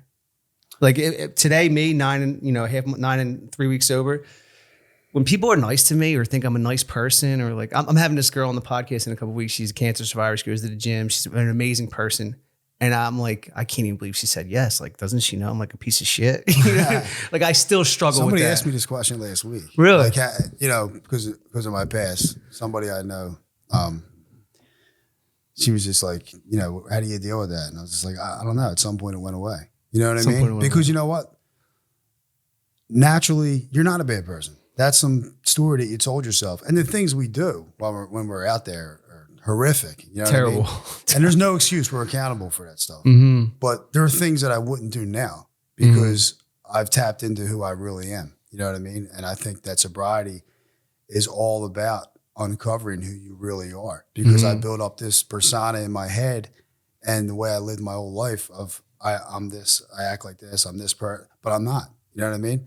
And I think that that's been the hardest thing for me, is to uncover and identify who I truly am and be all right with it. It's tough. It's tough to even recognize or even like articulate what that is for me. It's tough. Even recently I've been paying attention to like music I listen to sometimes. You know what I mean? I'm like, yeah, why am I still listening to this shit? You know what I mean? Like this doesn't have anything to do with the life I live now. You know what I'm saying? Or like, I don't even know if I enjoy it. It's just like, it's an autopilot. Like we're creatures of habit. We do so many things in our addiction habits and stuff that carry on when we put the alcohol and the drugs down. But, in recent years, I've been paying attention to a lot of that stuff, thinking like, this doesn't fit me anymore. You know what I mean? Yeah. Like, I've changed, and that's okay. And be okay with change. And you're going to deal with a lot of shit too, as you're probably learning from people from your past who they don't want to see you win. They want to criticize you or put you down, or like the crabs in the bucket theory. Yeah. They don't, because whatever reason, whatever's going on in their head, they don't want to see it. And you got to be okay with that. That was hard early on, man. Mm-hmm. Honestly, like, because I used to say my first year as a bride, I was doing great for being a year sober, but I wanted to get seen. I wanted to be like, yo, so-and-so's, I wanted to pop up in certain areas, like, thinking like, look at me. And people would criticize me, be like, yo, dude, you're still not drinking? What do you do for fun? Right. You know what I mean? Or I remember a guy at a 4th of July thing called me, I had like a white tank top on and white shorts. Like, look, it's the Pope of AA or something like that. That's annoying. And I was thinking like, you're a fucking loser. You know what I mean? But at the time I'm thinking that. I'm not thinking that now. Now you just shake it right off. Now it's just like, because I was like that. I know they're just insecure. So speaking of insecure, like my wife, we'll talk about this all the time. Like I could seemingly be the most confident person in the room while at the same time being the most insecure. So I'll just give you a little backstory. I'm in construction management. I'm a superintendent. I've been a carpenter since I was 20. I left for a few years to get my degree, but the past 7 years I've been a superintendent. And I was always like an average carpenter, not like the best, but I would work hard, and I did impress the right people at the right time. And I was lucky enough to get a position as a superintendent. So I was with this company for about 4.5 years. And I'm driving down the shore, and I get a LinkedIn message from what they call the general superintendent of the company I'm with now.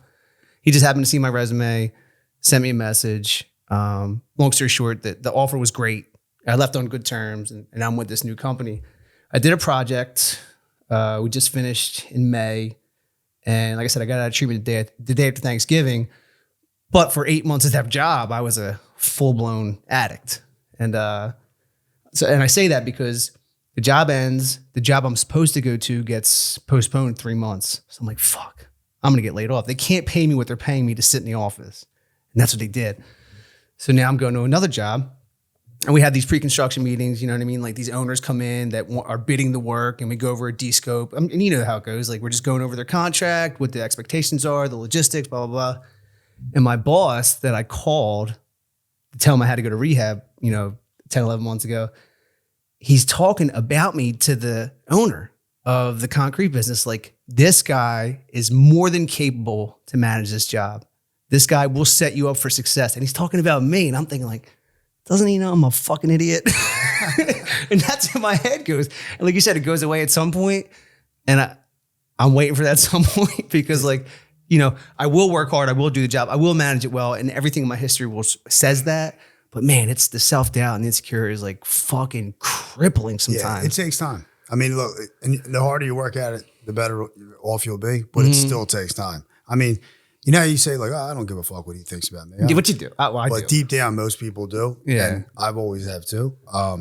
You know, hard to admit that stuff because it's on your subconscious, but I've honestly think that I've come very close to reaching a point where I really don't. You know what I mean? Like Yeah. I feel so content in my own skin, flaws and all. Like, you know, I know who I am. I know, you know, because of the work I've done in recovery, I know where my flaws are. I know where I fall short. And I try to work on those things. But at the end of the day, man, I'm proud of who I am. You know what I mean? Yeah. I think I went through stages of like, early on, people say stuff like that, make me uncomfortable because I thought I was a piece of shit. And then I got to the point where I enjoyed it. You know what I mean? Because it was like, oh yeah, he's a good guy. Yeah, he's a good guy. Now I'm to the point where I just, you know, I don't care. Yeah. I don't care. Say I'm a good guy, say I'm a bad guy. I really don't care. You know Yeah. I think the correlation is like just to where I'm at in sobriety. You know what I mean? Like, definitely is. Don't be so fucking hard on yourself, dude. Like you're like, you know, like my therapist says. And here's the thing: you think you're wearing all your past. That's the early recovery. Like, you know, I would meet a lot of people because of the relationships. You're running into different people. There's a different world out there, right? You're like, oh, where were these people at the whole time? People that are helping you and people that are giving you opportunities. And in my head, I think they know everything about me because I'm wearing my past in my head, but they don't know anything. They don't know anything. Their experience with me is what there it is now in the present. They don't know none of that. That's my stuff. That's the shit that's in between my ears. And you hear it too at the meetings, like you're not that important. Yeah, you're definitely not. Yeah. Most people don't care. They don't give a fuck. Nah, you're not. You know what I mean? You're not that important. But yeah, it's funny. This too shall pass. That'll go away. Yeah, and it's like it's not like a all day consuming thing. You know what I mean? I think a lot has to do with like the fact that I'm in the office for the past few months with all the bosses, and it's a little scary because like they're paying me to build jobs, not sit in the office. In 10 years, you'll be the biggest boss there. That's the type of stuff that I say. So and like perfect example, like you ever hear the I think it's called the rule of 100. So you know, but so one of my goals coming out of treatment was I made 4 goals coming out of treatment: year sober, just a 1 year goal, year sober, do a competition with my wife. Do a CrossFit competition with my wife, read 13 books, and get through 8 quarters or 8 classes of graduate school. So I just enrolled in my That's a lot, bro. It's a lot. Yeah. So I just enrolled in my 7th and 8th course. I'm in week 9 of the 3rd quarter. 4th quarter starts in a few weeks. So I'm on track for that. You know, I'm on track for the year of sobriety. And I say that knowing it's a one day at a time thing, but like the goal is still achievable. Did the competition with my wife. Reading the 13 books is hard because I got to read so much for graduate school. So that's the one thing I'm slipping at. But based on the rule of 100, I'm thinking like, all right, if I can, I'm real hard up on strategy. Right? I just bought this book, Good Strategy, Bad Strategy, Why It Matters. It's fucking amazing. And I'm thinking like, if I can just read everything there is to know about strategy, in addition to my MBA and my experience, like I could really do some damage. It's craziness in my head. You know what I mean? But like I try to read a little bit every day about a particular topic in hopes that I can just become an expert at it and, you know, have a great job and be awesome. You know, if I'm really being honest. Well, look, in my opinion, that's the desire for more growth in your life. And it's positive. You know it's positive stuff. It's not positive. like superficial shit. The downside is, because I relate to you, like I want to do it all. I want to do 3 months of stuff in 1 month. Yeah. Is that if you don't hit those things, don't beat yourself up, man. That's where that's the I always say I rarely watch TV at all. So I watched a movie with my wife last night, but very rarely watch TV at all. Like I always say, if I'm doing something and I'm not accomplishing the goal in a certain amount of time, if I set a goal, but I'm doing it and working toward it every day, I'm not beating myself up anymore. Like I'm not sitting on the couch like scrolling my phone all day. You know what I mean? I'm always doing something. Yeah, so, and I think that's the whole point of like sobriety. Like, dude, if you're like, you hear it all the time. Like, if the only thing you did today was stay sober, you still got a shot. I hated that, but it's true. It's fuck. I mean, I think it's so I used true. to think that was being the judgmental asshole I was in early recovery.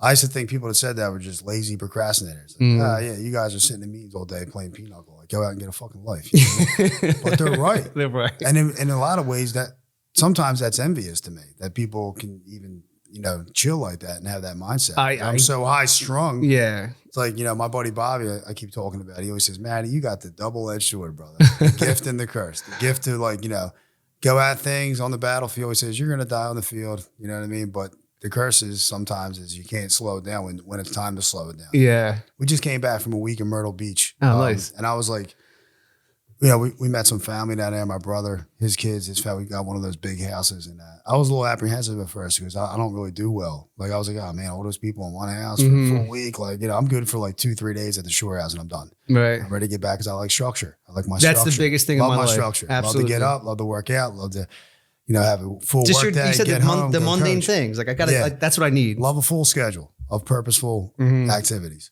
But I did pretty well down there. I was surprised. I told my wife, I was like, I was kind of surprised. And it's just an awareness of growth and sobriety. Like I shut my phone off down there more than I ever have in my life. Really? And people were contacting me a lot on Monday, work-related stuff. And I sent out a cordial email like, look, you guys are all smart. You guys are all awesome. You don't need me. You know what I mean? And figure it out. I'm going off the grid.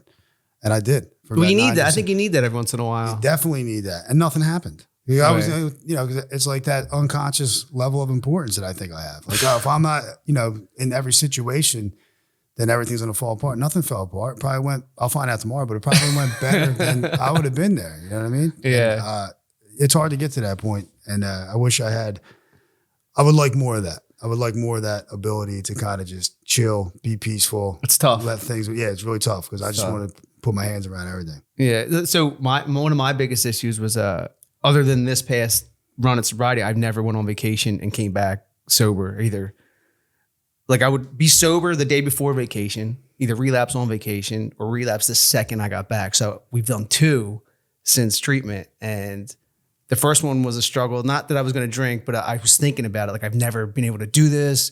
And I did it. And then I did it again. So because the pressure that I feel on Sunday or the day before you go back to work is so, in my mind, overwhelming that the only way to get through that day, like you said, nothing bad had happened on the job site, that I would force myself to drink to get through whatever I thought happened to be able to get through that day at work.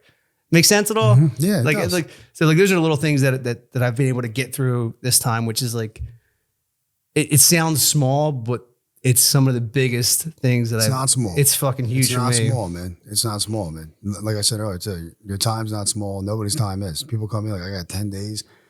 To me now, like, that's heroic. You know what I mean? Agree. It's so fucking hard, but it's very possible. Yeah. And it's just like anything else in life. You'll get back what you put into it. And in recent years, my heart really goes out to, the newcomer more and more. I really see how important it is for us to be involved in their lives. And they give back, I can't even sit here and talk about hundreds of people that have helped me along my journey. Nobody's self-made. You know what I mean? In the podcast world these days, all these gurus are out there self-made. Nobody in the world is self-made. You know what I'm saying? That's not even, I've had so much fucking help. It's unbelievable. You know what I mean? That's been, but I just want to be able to give back. That's the purpose. That's the number one purpose. There's a lot of great things in sobriety that give you incredible purpose, but to be able to think about that, there's a lethal disease that you're able to help somebody. Yeah. You know what I mean? That's what Shives always would say. You're the only solution. Something that really the medical field can't help with, almost hurts with on some levels. You're able, because you went through that, to help someone else, save a life, and the ripple effect of them getting sober, immeasurable. Yeah. They talk about purpose. You know what I'm saying? Everything else out here, the business, and all, it's all great stuff. I love it. But it doesn't mean shit at the end of the day. As long as I'm able to stay sober and I have that gift, I'll always have a divine purpose in my life. Well, and that's what ties us all together. Like, anyone that is sober, like you said, regardless of the amount of days, like, we all share that same experience, all that pain from before. So it's like, it ties us all together. It really is. Like, I remember sitting there in the rooms early on, like, this is unbelievable. Yeah. Like, and the stories they hear. And then you become one of those stories, and it's almost not real. You know what I mean? It's like looking at 2 completely different people. Yeah. When you think of your past, but it's so amazing. And so when I got out of treatment, the guy doing the exterior metal panel, one of the guys was sober, and you hear one thing out of his mouth, and you're like, "That fucking guy's sober." So, I'm like 40 days sober. I'm like, yo, are you fucking sober, dude? And he's like, oh yeah, 17, like, a long time. And how many days you got? And I tell him, and then he leaves the job for like a few weeks and he comes back and he's like, hey man, 54 days sober today, whatever it was. And I'm like, dude, how did you remember that? He's like, what do you mean? He gave me a hug and shit. It was so fucking powerful, bro. Dude, those days early on at the prep house, man, I couldn't believe it. I remember I got my 30-day coin. I could not believe it because it was 30 days really sober. No methadone, no subs, no whatever else I was taking. Yeah. And then the 16, the first time I spoke, I had 90 days sober. I was on a retreat down in Cape May Point, a men's retreat that I've attended most years in June. And we went to a midnight meeting in Wildwood at the 12-step house on Oak Avenue. Okay. And it was like 11:59. And dude's like, you're speaking. I'm like, no way. I'm like, I was literally, people still tell, I was shaking. But I had 90 days. It was the first time I ever spoke at that meeting. It was pretty crowded too for midnight, you know what I mean? And when I went back to the retreat house that night, I couldn't believe it. Like I was just like, man, look at my life, like already. And I really think that, you got to be in some gratitude, man, because so many people have it worse. I got a friend who's very, very, very wealthy, spiritually and financially, and he's sober a long, long time. And he says, Matt, 3 billion people don't have enough to eat today. 3 billion people in this world struggle with what they eat today. What was your problem again? You know what I mean? And he says all the time, and I've been doing it since I took it from him a few years ago. He says, when I get a shower in the morning, the hot water hits my back, I close my eyes and say, thank God for this water. Yeah. You know what I mean? Then he says, I eat my breakfast and I say, thank. And this guy could buy anything he wants. I mean, he's got tons of coin. And it's just like, I'm trying to stay in that mindset. You know what I mean? Just be grateful. Yeah, be grateful. I actually started. You're sober. The chances of you being sober are very slim. Yeah. The chances of you being here, period, are very slim. Right. Some of the things that we've done in our past, like it's amazing that I made it this far. It's unbelievable. I mean, just the first thing that comes to mind is like, I think I burned like 10 fucking bookies in my life and like surprisingly never got in trouble or fucked up. At the end of my thing, because I used what I thought was my street credibility name in the neighborhood. Like I said, the neighborhood was changing. A lot of different drug dealers were moving in. I was borrowing pretty hefty amounts of drugs, telling people like, yeah, I'm going to, and I was cooking it up and smoking it. I had people looking for me with guns in the neighborhood. Like, yeah. And these guys that didn't fuck around. They didn't fuck around. I thought we were tough. No, we weren't. You know what I mean? These dudes were stone cold gangsters. You know what I mean? Yeah. And, but like I said, I didn't care at that point. It just wasn't in that mindset. But the shit that, it's unbelievable. It really is. And sobriety is unbelievable. It's everything that you think it is when you're an addict. And, because we have those moments. We don't like to admit it. We'd be out on a 3-day binge thinking like, man, I wish I didn't have to live like this. You know what I mean? You wouldn't say it out loud, but it's going on in your head. And you do get some visions of what you think maybe sobriety is like. And it's like that times 1,000. Well, you know what I mean? And once you've had a taste of it, like say you're within a relapse or a bender, but you've had a taste of sobriety, like it's always right there. Like that depression. See, I never had that, but I hear that. Oh, I couldn't imagine. I had a year and a half sober 6 years ago. Got engaged, right? I got the job as a superintendent. My wife and I did 4 flips all in the course of this year and a half. But at the 1 year mark, when we got engaged, I knew she was going on her bachelorette party in 6 months. So for that next 6 months, I was going to meetings, I was going to the gym, but I knew the second she walked out of the house, it was on. I had it planned, I had it set up, the hotel room. Reservation. 5 years it took me to get back into the rooms. And that's good. I mean, it's a miracle you came back. Most people, because it's always right there. It's always right there. There's a guy I looked up to, and I don't look down on him by any means now, but I really looked up to him. He was always involved with the literature meetings. I was real big into the books. I still am. And he came to meet one night drunk after 25 years. Damn. He walked into the liquor store on his 25th anniversary and bought a bottle of vodka and drank it in his car. And the dude, still today, this was like 8 or 9 years ago, he can't get sober. Damn. And I'll never forget him saying at the meeting, he said, as soon as the vodka went down my throat and I drank it, I knew immediately I fucked up. And he said, and by the time it was done, everything that I've ever felt in this quarter century of recovery, peace, tranquility, gratitude, was gone. And he hasn't gotten it back. And when I heard that, a chill went up the back of my spine. Yeah. And I thought, and that, to me, that's how powerful it is. if I drank alcohol, for me, everything that I've done in the past 20 years, and I know people will disagree because hey, well, you don't lose your time, you don't lose your experience. I truly believe that everything's fucking gone. And the people that know me now, because most people in my life now are part of my sobriety story, not part of my past, would have no fucking clue who I was in 30 days. They would be in disbelief of the transition. And that's what, keeps it. And you're probably being kind for the 30 days. Probably. I mean, and I would be dead in 30 days. But because, I've been I'll destroy my life so fast. Yeah. I mean, so fast. Yeah, it's crazy. Like the one thing I say to my, we'll kind of end soon. The one thing I said to my wife and my daughter when I got out of treatment. So my dad got sober when I was a senior. Is he still sober? He passed away 4 years ago from cancer. Oh man, I'm sorry to hear that. So this fucking guy. Did he pass away sober? Yeah, 20 years. Fucking A. 20 years sober. Awesome. This guy was the best. I got him tattooed on my arm. He the way I describe him is you take the closest father and son relationship in the world. I was closer with my dad than you were. Like not like an egotistical way. We were so tight. My sister and him were even tighter than I was. So full-blown heroin addict, alcoholic, eighth grade. I found out about it in 7th grade, and it lasted until maybe junior, senior year. And but the 20 years of sobriety that he put together, he took away every single bad feeling attached to the bad memories. You can't forget the memories, but the feelings, they're non-existent. So I asked my wife and my daughter if they'll allow me, one day at a time to try to do the same thing.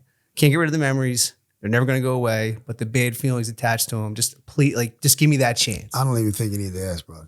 It's going to happen automatically. And that's what it feels like. Yeah, it is. I tell you, my father right now is back around. He picked up. I was going to ask you about your parents. Yeah, so my mom is the rock of our family. Like, she's such a strong person. Her and my father separated some years back, recent years. Mm-hmm. He was sober for a little while, AA, over a decade. Picked up and struggled for the last 10 years or whatever. So anyway, he's back around, and we had a real rocky relationship. You know what I mean? I hated the guy, but I don't hate him now, and I don't hate anyone now. You know what I'm saying? Because I'm able to see now that his father was alcoholic, number one. And I thought my dad was a dick. His dad, what's the dick? And who knows what his dad was right. like. And that's what, it's certainly I'm able to look at things with clarity now. Like, these people they're just doing what they were taught. Like post World War II generation, work, drink. You know what I mean? And just, it all gets passed down. So, but he's back around.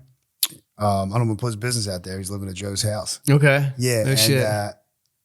I love the guy. You know what I mean? I think still it takes time to you talk about the connection with people. Mm-hmm. Not just going to have a great connection with somebody because you decided to. You know what I mean? Relationships takes work. Take time. Yeah. Yeah, and work. But I think that he carries the burden. I talked to him about it recently, which was the most open conversation I ever had with him in my life. And he kind of apologized for not being, he credited my life and said, it's amazing what you've turned out to be when you had no leadership at home. And I said, nah, dude, if you're thinking like that, I didn't take it as a compliment. I checked him right away. I said, if you're thinking like that, kill that immediately. You know what I'm saying? That might take him out. Because there's nothing. I have no regrets, and I have no animosity, no anger, no more anything towards you or anybody else for that matter. You know what I mean? Because I just want to live in peace. And it takes so much work. I'm able to see it because I had that victim stuff. My dad wasn't there. I was on the streets. He beat me, I had, and some of it's true, but some of it too, because being an actor, I make shit up. You don't even realize you're doing it. Talks about being fancy, I exaggerate things and they become real in my head, but they might not. But I love the dude. If you're, we do a lot of fucking damage. He just had a lot more years out there with the bottle. And he's done more damage because of his duration out there. Mm-hmm. I've been lucky. I didn't do a lot of damage I've done damage to other people, but I got sober. I didn't have a wife or kids. All that happened in my recovery. That's what I'm saying. That's why when you keep hearing me talking about gratitude and awareness of being so fucking fortunate, I know you're not supposed to say, I ain't fucking drinking, brother. You know what I mean? I know what I got and I'm not giving it away. And anything can happen. I really feel, God forbid trap, but I really feel that confident in my recovery as long as I sustain it by doing what I've been doing, that anything can happen. Like, you know, I love my wife. I'm pretty confident we'll be married till we're dead. If we got divorced, whatever happens. I'm staying fucking sober. Staying sober. I'm staying sober. You know what I mean? And I know that if I stay sober, I always have a good life. Will I go through shit that everyone goes through? Absolutely. Depression sometimes, anxieties, whatever it is. We go through things, but I got the tools to deal with that stuff. I've dealt with plenty so far. Because, you know, I grew up in recovery, man. I know, 23 I was is raised crazy. in recovery, dude. I went to school and that's how I got my education by men in recovery. I latched on to guys who wanted what they had. They had families, they had careers. You know, and early on, let's just be honest, they had cars, they had houses. I wanted all that stuff. Yeah. I wanted to, you know, because I equated that with normalcy. And I got all that stuff a lot faster than I thought I would. But more importantly is I wanted to be purposeful. I wanted to be a man. You know what I mean? A real man. And Purposeful. That's what makes sense. I wanted to have purpose, man. Yeah. Like you said, I have so much purpose today. Not just on like coaching, being a dad, being a business owner. But if all that went away, I'm sober. I always have a purpose. You know what I mean? Just to stay sober and try to help somebody else stay sober. You know, and as long as I don't drink or get high, I'll always have that. So I always have an opportunity to have a great life. Yeah. As long as I don't drink. And that's just how I live my life, man. I've been so blessed to keep that mindset. It's not always there, but most of the time it's there. Yeah. And I'm immersed in recovery. You know, I'm immersed in recovery. That if there was anything I can give people advice, because people say, what do you do? You have to immerse yourself in your own recovery early on. And you're going to have to make sacrifices. You know what I mean? Like, you know, they say people, place, and thing. I can never get over that. I didn't know. Your dog's underneath. He's awesome. He's cool. I didn't know like I said, that was a tough one for me. Like, how can I not hang out with these guys? You know Especially at that age, because you don't know anything else. We don't know anything. And you got that tight camaraderie of like You figure brotherhood. they're your brothers, still. absolutely. Yeah, and look, I don't have nothing against none of those guys. I still talk to some of them occasionally. But it's all bullshit. It's all based off of drinking and getting high. You know what I'm saying? As soon as I stop drinking and getting high, they're calling me the Pope of AA. You know what I'm saying? Like, they don't, and like I said, they love to reel you back in. Nothing against them. It's just the way it is. But you got to make a lot of sacrifices early on. You got to be, you know, this woman in rehab, she had lupus. She was always struggling with her health. She worked there when I went to Miramar. I'll never forget this lady. I can't remember her name, but she was short little black lady, these little glasses. But she was so loud. Like, she was like, people were scared of her. She just had that voice. Yeah. She'd always say, you only have to fucking change one thing, and that's everything. Yeah. And I thought, wow. But, you know, even though I wasn't ready right then, that's the little stuff, those little nuggets. And you don't know what conversations, like I have conversations with people every single day of my life who are in recovery, getting into recovery, thinking about recovery, reaching out, you know. And you don't know what that conversation is going to lead to. What kind of seeds you're planting every day of your life in others' lives. Or what's getting planted into you. Well, that's the web of relationship scenario. You have no clue what, like, you know, there's people I've sponsored for like a year or two. They moved. I had a guy move out west. He just texted me last week, said he had 15 years. I haven't talked to him since. He said, I just wanted to thank you. You know what I mean? It had nothing to do with me. We know that, right? Absolutely. But I thought to myself, wow, fucking hey, that dude's, you know, I haven't seen a guy in like 13 years. He's still sober. Like, That's amazing. Who knows what someone taught me that I got to teach him, that he went and taught how many people out west. Who knows? I mean, talk about purpose. It's crazy. Like, you were talking about, like, no matter what, you're going to stay sober. I was at the meeting last Friday, and this dude, Billy, was in there. He did like 20 years jail time. He's been sober for like maybe close to 30 years at this point. And he just kept saying all he wants to do is cross the finish line sober. That's all he wants to do. That's all I And that's like, I was like, man, that's what I want to do. Just cross the finish line sober. And not like, you know, pick up, relapse, pick up. So like, no, Right. From this point forward, cross the finish line sober.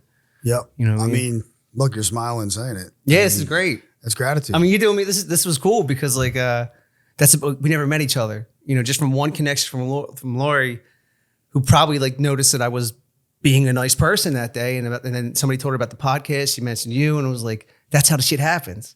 You know what I mean? It's like it's and who knows what this leads to? Like, yeah, because like I was. That's the joy of living to me. Like, talks about the joy of living. It's Yeah. like, even though like we talked about doing mundane tasks, every day is like an adventure in sobriety. Because like the shit that happens over the course of the day, if your eyes are open to it, and if your awareness, if you're in your head thinking about yourself or you're jammed up with a resentment, you're going to miss out. That's why I think it's so important to work on your spiritual life first. And my buddy Mike told me that early on. He said, yo, Because he said, where do you see yourself in 10 years? I was like, if you have 10 years sober, and at the time, remember those Chrysler 300s came out? Yeah. They looked like little Bentleys. I was like, I'm driving a Chrysler 300. I got an apartment in Fox Chase. You know what I mean? Like that was like my goal. Yeah. Because we're if you made it in life, you move to Fox Chase. Move the Fox Chase. Like it was such a selling myself short. It was unbelievable. Like, you know what I mean? Because the 10 years I was doing a lot better. But it was all materialism. You know what I mean? Because I didn't have the mindset at that time to think about anything else. And he said, look, when we were doing the step work, he says, the best recipe for success in anything, put your spiritual life first. You know what I'm saying? Do the spiritual work first, and everything else will be added on as you go on. Yeah. Everything else you're chasing, you'll have. And here's what's crazy. We want, and then we get things sometimes, and it doesn't have the power I thought it would have on me. You know what I'm saying? Because I don't have the discontentment or the hole to fill anymore. The hole isn't there anymore. Right, you're solid with yourself. The hole's not there anymore. You know what I mean? I want to get filled up by being purposeful, being of service somehow. Yeah. It's a blessing. Sobriety's a fucking blessing, man. And and good for you, dude. Like, thank you. Doing this early on, I mean, I think this is great. Well, like we talked about it before, I was conflicted at the start, and then because like with anything, you got to check your motives. Like, this isn't for financial gain. It's a hobby that I enjoy that adds another layer of accountability for my life, and I get to do it with my wife too. Like, we're going to do it down the shore in a couple of weeks as like a check-in, because our marriage was one thing and now it's another thing, and it's cool to talk about. And this time, you know when you get sober, like you share, this time's going to be different, and you said that 2,500 times. A high resolve. Yeah, but like the only reason why I think this time is different because I'm doing different things. Right. You know what I mean? It's not the same words. It's the actual like the action. You know what I mean? Like, gratitude's an action word, and it's like I'm chairing the Friday night at Octus for the second time, and the guy said something when he shared. He's like, I'm watching this fucking guy grow in front of my eyes, and like he's talking about me, and I'm like, what's he talking about? It was so surreal, but I appreciated it because like the person I was like, it's just not who I am today. Yeah, it's hard to see in yourself. Yeah, it's people like, see it. We're People our own see worst it. critics. Obviously, you just don't see it because you're in it. Yeah. But life is great, man, and I just want to thank you one more time, dude. Yeah, this was amazing, dude. I really appreciate it. And when I see Lori next time, I'll shoot her a text after this. When I see her, I'll thank her personally, dude. So, you got anything else you want to say? I mean, you crushed it, dude. I really appreciate everything you said. I mean, what else is there to say? Yeah, this is great. If someone's watching this, more importantly, because if someone does watch this and they're struggling or something like that, you're never going to do it on your own. I'm just, straight shooter that way. Because I know what your head tells you. I'll do this, I'll do that. We'll try to create. You're never going to do it on your own, man. It's impossible. You need help. It's fucking impossible. It's impossible. And with the shit that's out there today, your life expectancy is very short. Yeah. So my prayer is that you run after it. And then the one thing you said early on was you had the 10 days sober, I think it was, and you raised your hand and said you wanted to drink, and I did that too. And like the power behind that is so crazy. I would go to meetings with my dad, and he was an old school AA, and he'd be like, we're in a fucking AA meeting and no one ever shares that they want to fucking drink. It's amazing. And he's that, but he was so nice. He wasn't like a some of them just could be dicks, but like, and I always think about that, like, yeah, you're right. So like when I wanted to drink, I fucking said, yo, I want to drink. But what did it take to get to that point? It's tough. Admit that though. It's that tough. was the thing. Like, it took a lot of pain. It's tough. Humility to finally get the hand up and say, because my mind's telling me I want to drink, but I really don't want to drink. That's why I'm sharing. Right. I don't want to drink. Well, because you know how it plays out. Like, if you share that and you're in a good meeting, all of a sudden 3 other people are sharing. Yeah. And not to mention, they're all going to crowd you after. And again. Who knows what that leads to? That type of purpose. 3 people who shared after you, that could have been the last time that they ever felt that way. Yeah. And they can pass that story on to someone else. So I'm just glad to be in the web of relationships. I'm just another. In the herd is what my sponsor says. Just another piece of in the web. That's it. In the herd, whatever. And I'm staying there. I'm on in. Matt, I appreciate it, dude. Thank you. Awesome, dude. Thank you, sir. I want to end it this way. Love you, bro. Yeah. We love you, Dad. I love all of you. We love you, daughter. I love you too.